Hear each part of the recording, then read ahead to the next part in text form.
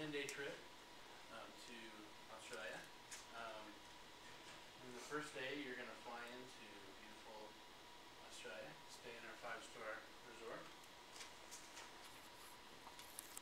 Each day you're going to take a shuttle daily to a helicopter waiting to take you around on your Australia vacation. So you're going to visit the whole island eventually. On day 2, you'll visit. You'll go scuba diving in the Great Barrier Reef.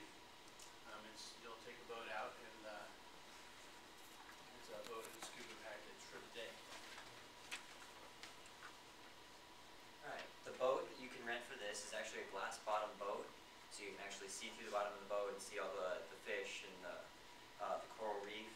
Of course, there's not one, you can't see the whole coral reef in one day, because it is 1,600 miles long, so that would be a very, very long trip, and there's no possible way to scuba dive that, but it is a very amazing trip, and it's a great thing to see. It is actually the only barrier reef to actually be seen from space, which is actually really cool. Okay. Day 3, you're going to be going whale watching. You take a boat tour and go whale watching. The whales you're going to see are in Hervey Bay, and you're going to see humpback whales. This can only be seen between May and November, but these creatures are great to see, and I know everybody loves to go whale watching, and this would be a great spot to do it. Alright, day 4, you're going to swim with the whale sharks. These sharks are completely harmless. They only feed on coral and small fish. They do not attack humans, or not usually unless provoked. And even then, they don't usually bite or do damage like normal sharks would do. They're just simple little sharks, or not little sharks, just simple sharks. Let's see. It's actually, and there's a beach right on the same area where you can swim with the sharks. So if you don't want to swim with the sharks, you can still go swimming and just avoid the sharks if you choose to. Alright, day 5 is the world's tallest sea stack on Lord Howe Island. The world's largest sea stack is actually coming off from a shield volcano, which was formed millions of years ago, and it's slowly been building up. You can no longer climb on this sea stack because there are a couple literally considered extinct animals until they found them on the sea stack, and any climbers that are caught on it at night, none of these animals like them there when they're returning to their homes, and there have been deaths and injuries regarding that, so you're no longer allowed to climb it. But it is a great spot to go diving or fishing, because you can see land, but you're like it's right in the middle of the ocean, so it's still really deep. It's a great place to just sit back and relax for a day. Alright, day 6. You are going to Manrepos Beach, and you're going to watch the baby turtles. Between February and March, baby turtles hatch, and you can watch them and help them get to the ocean so they're not attacked by gators. Once they get to the ocean, they can usually swim away. A couple of them may be lost to sharks, but usually they can make it away, and there's usually the moms and the dads of turtles out there. So it's a fun little thing to watch for a day. On day 7, you're going to Hyden Park, and you're going to check out the rock waves there. Tell us about the rock wave.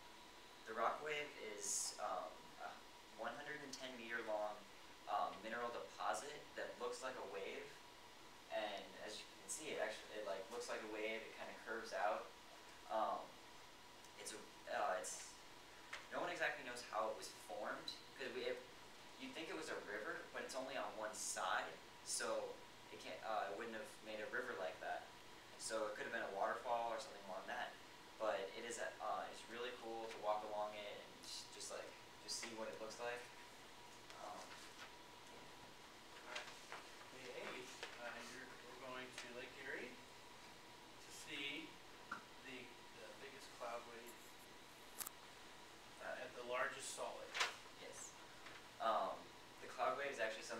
goes along northern Alaska every morning, and it actually, from the ground, all you're going to see is clouds, just like in little, like, it just looks like it's coming in. But from the air, you're going to see actual, like, rows of clouds, and it looks really cool. And we actually did two things in this trip, was seeing the cloud wave in the morning, and then you're going to go see the world's largest salt lake, which is right about, is like northern Alaska, and there's no way to get to it from land because it's so hot, and there's no way to get to it by car because of how dangerous the roads are. So the best way to see it is from land. The salt lake only fills up about once every about million years because there's so much salt there that the water just can't survive there, so can't fill up very often.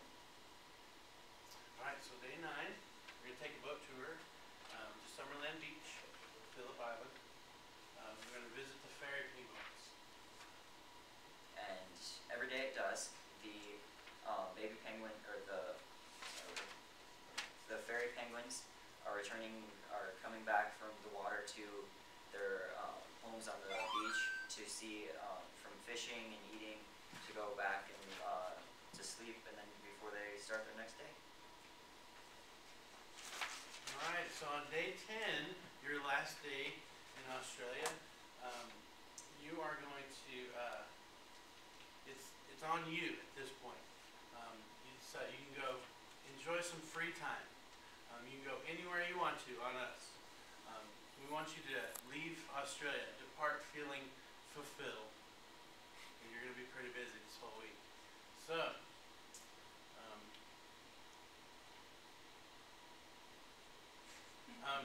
your tour package costs $6,900. Administration fees $552.